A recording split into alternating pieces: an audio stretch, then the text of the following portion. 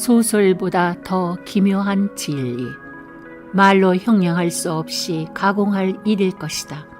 예수님께서 지구로 오심과 조만간 나타날 밀레니엄의 여명을 알리는 영광스러운 광채들은 이루 다 말할 수 없는 것들일 것이다. 주님은 우리에게 다음과 같이 말씀하신다. 하나님께서 자기를 사랑하는 자들을 위하여 예배하신 것들은 눈으로 보지도 못하였고 귀로 듣지도 못하였으며 인간의 마음속에 들어온 적도 없었느니라. 고린도전서 2장 9절. 이 약속에는 예수님의 천년 통치도 포함되어 있음이 의심할 나위가 없다. 믿음의 경주로 당신의 자세를 가다듬으라. 밀레니엄을 믿고 이해함으로 모든 삶의 문제를 넉넉히 통과해보자. 밀레니엄의 삶의 모습들이 너무 좋은 것이라서 믿지 못하겠거든 그것 때문에 마음이 동요될 것까지는 없다. 우리는 영원한 주님의 영광을 알고 또한 그 영광에 참여하게 될 것을 믿음으로 모든 어려움을 잘 견디게 될 것이다. 그러나 유리를 통해 보는 것 같이 수건을 벗은 얼굴로 주의 영광을 보는 우리 모두는 주의 영으로 말미암은 것 같이 영광에서 영광에 이르는 똑같은 형상으로 변모되느니라. 고린도 후서 3장 18절. 이 말씀이 마치 과학소설의 공상같이 보여도 좋다. 진리란 소설보다도 더 기묘한 것이니까 하나님께서는 그의 말씀 가운데서 우리에게 동일한 진리를 알려주고 계신다. 주가 말하노라.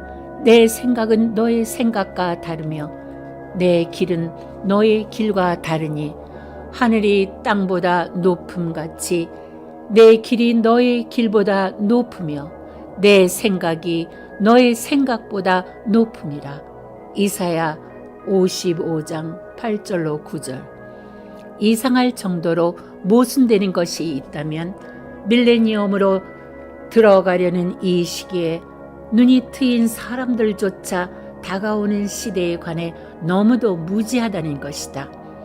지금 우리는 하나님께서 허락하신 과학의 발달을 보며 우주 시대의 베테랑이라 하면서도 대다수의 믿는 사람들은 아직도 자신의 좁은 안목을 벗어나지 못하고 있다.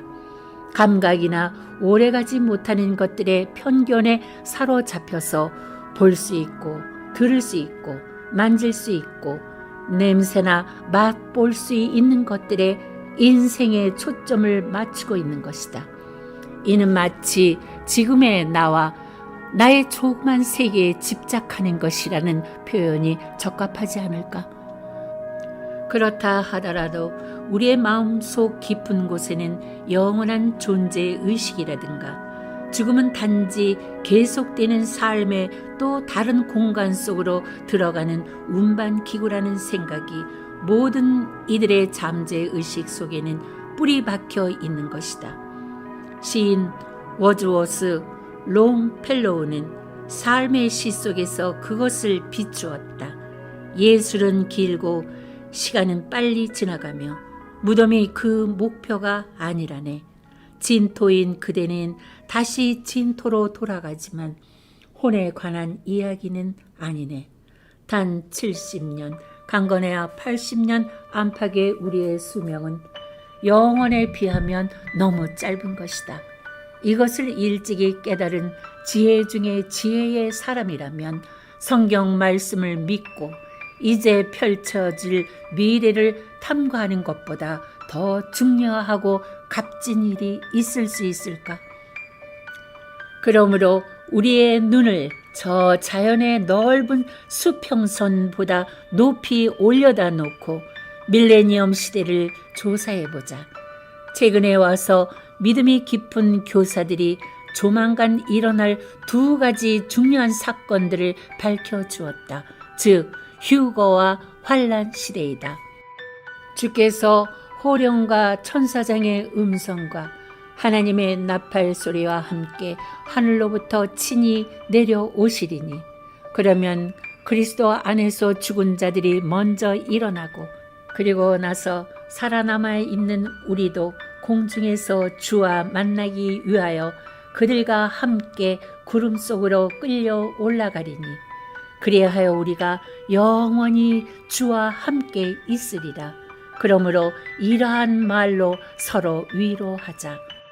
데살로니가 전서 4장 16절로 18절. 지금까지 그 두 가지에 대해서는 상당히 예민한 감각을 가지고 있다. 그러나 아직도 우리는 이 두 사건 후에 즉시 이어질 광대한 천년시대에 관하여서는 마치 마음에 안개가 낀 것처럼 왜 그렇게도 모호한 것일까? 밀레니엄은 마치 요정의 이야기처럼 항상 아련하게 생각하는 것일까? 지금까지 우리 생각 속에는 주님의 재림이 임박한 이 때에 오실 주님에 대한 지식이 막연할 뿐이다.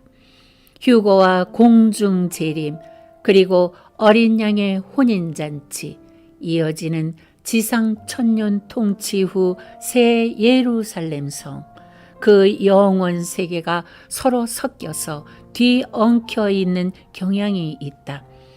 주님의 천년 통치는 도래하고야 만다.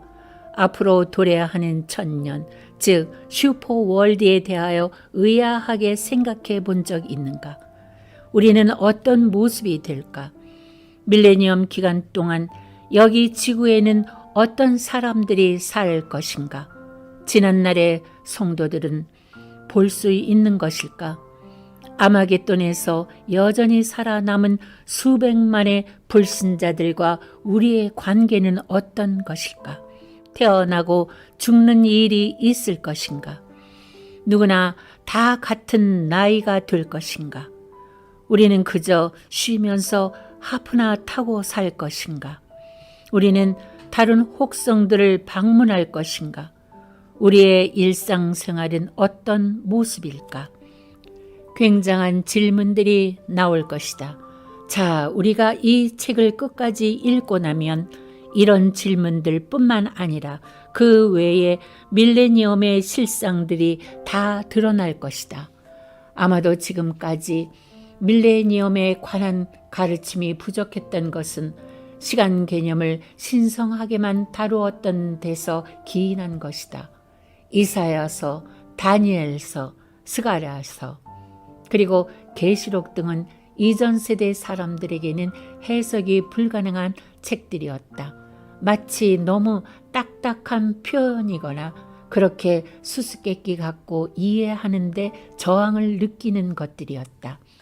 그러나 지난 시대의 신자들은 그 책들이 주는 신비로운 메시지에 깊은 의미가 있었음을 감지했던 것이다.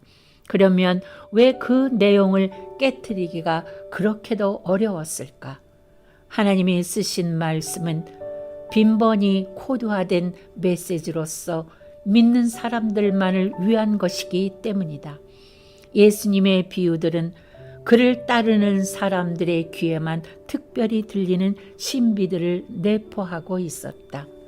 그들이 언젠가 예수님께 질문했다. 왜 그들에게는 비유로 말하시나이까? 예수님의 대답을 들어보자. 이는 천국의 신비들이 너희에게는 알도록 허락되었으나 그들에게는 허락되지 아니하였기 때문이니라. 마태복음 13장 11절. 고린도전서 2장 14절에서 사도 바울은 우리에게 다음과 같이 말씀하고 있다. 그러나 자연인은 하나님의 영을 받아들이지 아니하나니 이는 그 일들이 그 사람에게는 어리석게 여겨지기 때문이요 또 알 수도 없나니 이는 그 일들이 영적으로만 분별되기 때문이니라. 밀레니엄의 비밀을 깨닫는 자 누구인가? 예수께서는 한 특별한 세대, 즉 마지막 때를 견디는 사람들에게 미칠 무수한 상황들을 묘사하셨다.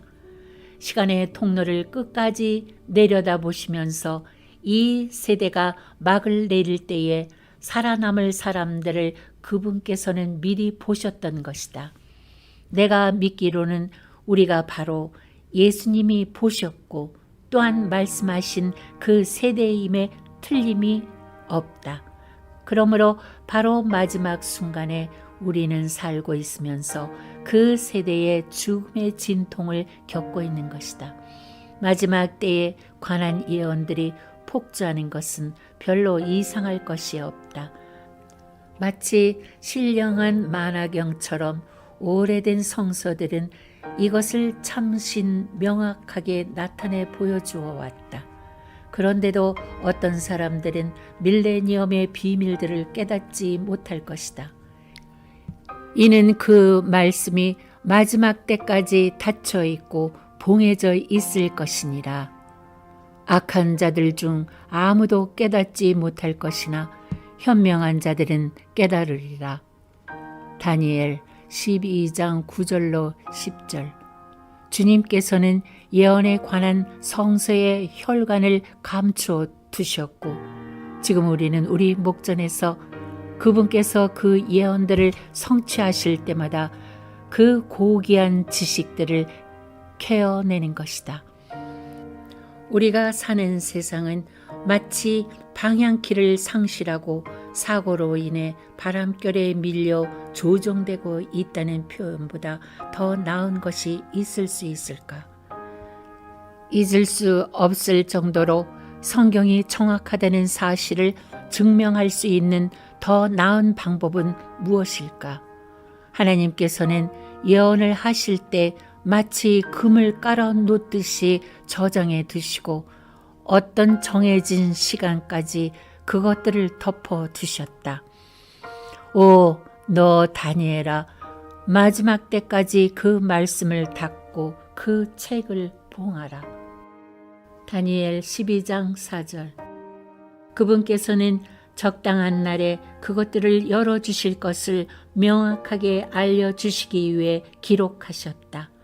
그 날에는 귀머거리가 책의 말들을 들을 것이며 소경의 눈이 어두움에서와 흑암에서 볼 것이라.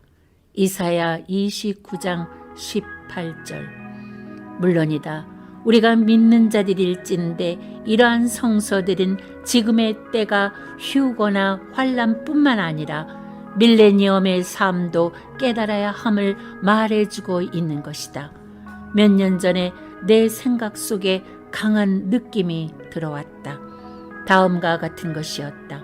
현 세대가 셔터를 내려감에 따라 삶은 더욱 복잡해질 것이다. 믿는 사람들은 두려움을 자주 느낄 뿐더러 자주 낙심되며 소망까지 없어지는 그러한 때가 올 것이다. 남은 날들은 더욱 위험한 때가 될 것이므로 아주 중요한 사실은 신자들이 높은 부르심의 상을 바로 눈앞에 두고 절대 기가 꺾여서도 안 된다. 불과 몇 발 앞두고 아니 단 몇 번 심장이 뛰고 나면 도달할 결승점을 앞두고 절대로 쓰러져서도 안 될 것이라는 것이다. 시급한 것은 화려하게 펼쳐질 밀레니엄의 상에 대해서 더욱 명확한 선포를 함으로써 그들의 명철을 밝혀주는 일이다. 믿는 자들의 용기를 북돋아주고 견고케 하여 밀레니엄의 문턱에서 떨어져 나가 표류하는 사람이 한 사람도 없도록 하여야 할 것이다. 너희는 연약한 손들에 힘을 주며 떨리는 무릎을 견고하게 하고 두려워하는 마음을 가진 자들에게 말하라. 강건하라. 두려워 말라. 이사야 35장 3절로 4절. 내가 전에 쓴 책 밀레니엄 인의 최심판을 내놓는 이유들 중 하나는 이 마지막 날들을 사는 그리스도인들에게 용기를 주고 강하게 해주며 또한 소망을 주기 위함이다. 우리 앞에 이렇게 영광스러운 날이 있음을 알도록 하여 우리가 현재 당면하고 있는 어려움들을 더 쉽게 견뎌낼 수 있지 않겠는가? 이는 우리가 잠시 받는 가벼운 환난이 우리를 위하여 훨씬 뛰어난 영원한 영광의 비중을 이루어 가기 때문이다. 고린도 후서 4장 17절.